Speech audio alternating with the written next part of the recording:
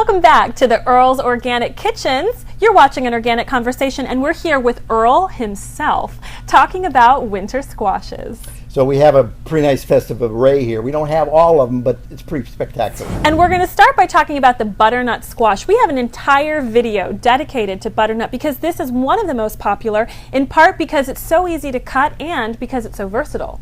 And it's a great value. When you cut this in half, you're going to find a very small seed cavity, so you get a lot of meat to the sides.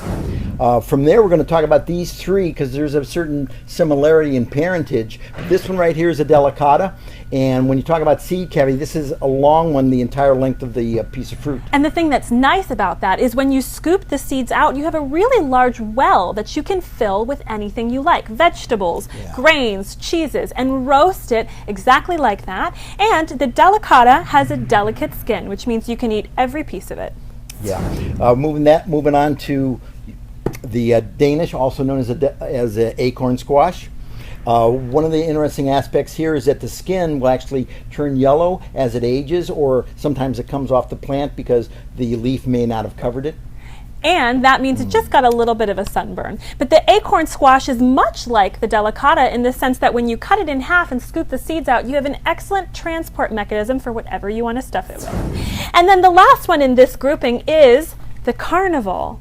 And the carnival is actually a cross between the delicata and the acorn, which means it has a very similar flavor.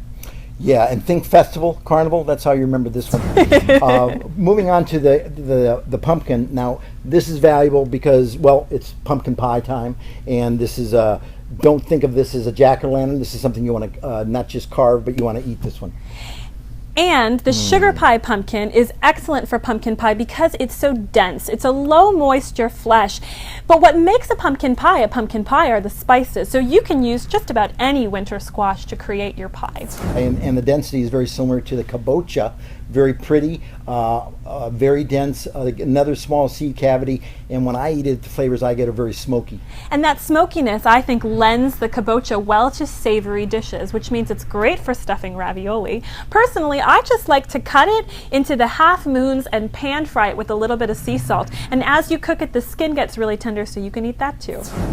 And before we go, we have to give a little bit of time to the Cinderella pumpkin. That's what we call it here in the US, but it is actually a French heirloom, and it has a similar flesh as the kabocha and the sugar pie pumpkin, which means it's great for making pie, but it's also just so pretty to keep on your counter this time of year. Definitely make sure they hit your dinner table, not only as your main dish, but also just as a visual.